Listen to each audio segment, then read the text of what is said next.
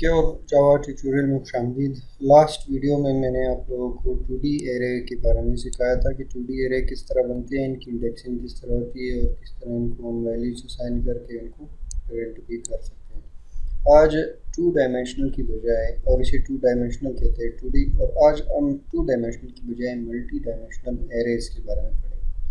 Multi dimensional क्या होते हैं? आप जितने एरे बनाना चाहे उतने बना सकते हैं। अब ये एक ऐसा एरे है जिसके अंदर एरेज है, लेकिन आप ऐसा एरे बना सकते हैं जिसके अंदर एरे हो और उस एरे के अंदर एरे हो। जितनी आप इसमें डायमेंशंस इसके बढ़ाते जाएंगे इतने पेचीदा होता जाएगा। जितनी आपको समझ में आती है उतना इसको आप पेचीदा बनाते जाएं, लेकिन अपने प्रोग्राम के मुताबिक। तो हम इसी 2D एरे को मल्टी डायमेंशनल MD में चेंज करके मैं आपको दिखा दूंगा। तो आप इस 2D एरे पर क्लिक करके इसको रिफैक्टर और रीनेम, Ctrl+R भी इसका शॉर्टकट है, और इसको 2 की बजाय मैं यहाँ पर लिख देता हूँ M, multi dimensional array refactor. इसको इसने मेरे लिए मल्टी डायमेंशनल एरे बना दिया।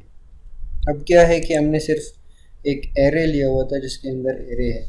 अब मैं एक ऐसा एरे लेना चाहता हूँ जिसके अंदर एरे हो और उस एरे के अंदर एक और एरे हो। तो मैंने इसको क्या किया, 3 डायमेंशनल एरे बना दिया।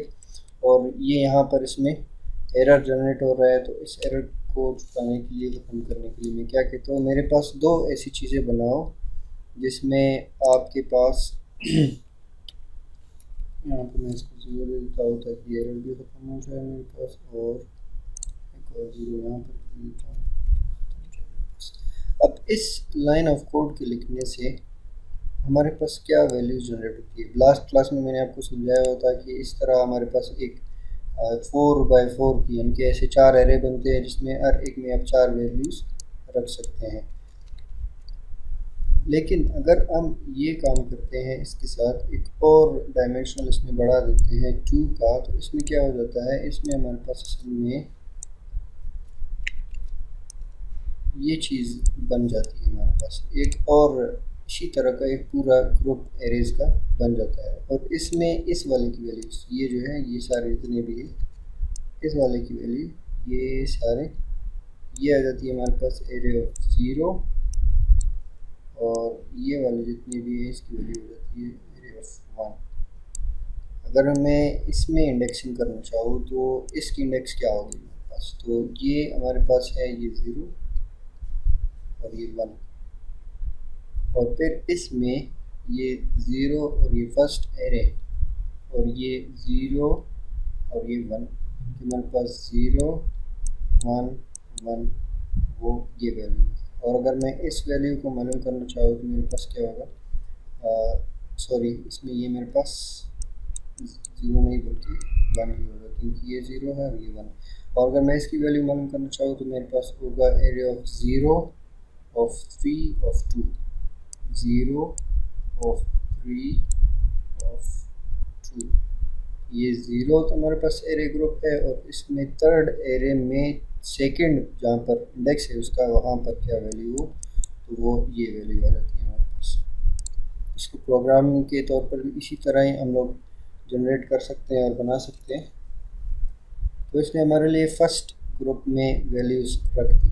लेकिन अगर मैं एक और, मैंने जैसे पहले आपको बताया था कि ये इसकी जो कम्प्लेक्सिटी है या पेचीदगी है इसकी, वो उसके ऊपर ही है। आप कितना इसको पेचीदा बना सकते हैं, लेकिन उसके बाद आगे आपको इसमें मसले होते जाएंगे। आप इस तरह के भी बना सकते हैं, 4 डायमेंशनल भी इसको कर सकते हैं कि आप एक और डायमेंशन यहाँ पर बढ़ा दें। तो ये टोटली आपके ऊपर है, आपके दिमाग के ऊपर है, कितना आप इसको समझ सकते हैं और कितना इसमें आगे इसको बढ़ा सकते हैं। तो इन फॉर लूप को ख़त्म करके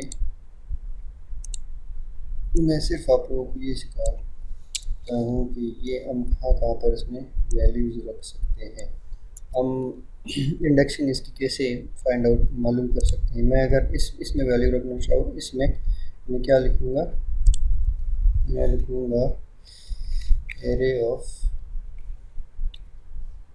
1 ऑफ 1 ऑफ 1, मेरे लिए वैल्यू रखो 10।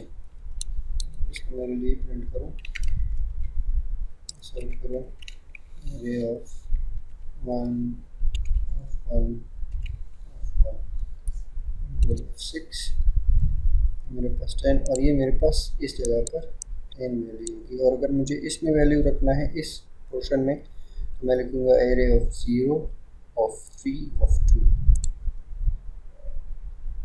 एरे ऑफ 0 ऑफ 3 ऑफ 2,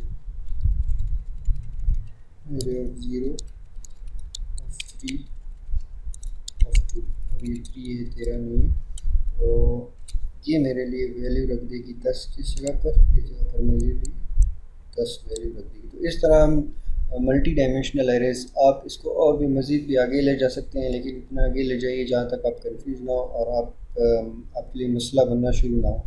तो इस तरह हम 2D के बजाय MD या मल्टी डायमेंशनल एरेज में इंडेक्सिंग वगैरह को अप्रोच करते हैं। इसमें इंडेक्स वगैरह जितने भी उनमें वैल्यूज़ वगैरह हम लोग रख सकते हैं। तो इस तरह इनकी इंडेक्स की अप्रोच होती है। एक कंसेप्ट आपके जहन में, और उसके बाद आप इसको मज़ीद जितना भी चाहे आगे बढ़ा सकते हैं। उम्मीद है आप लोगों को समझ में आ चुकी होगी, इतना डिटेल से मैं इसमें नहीं गया।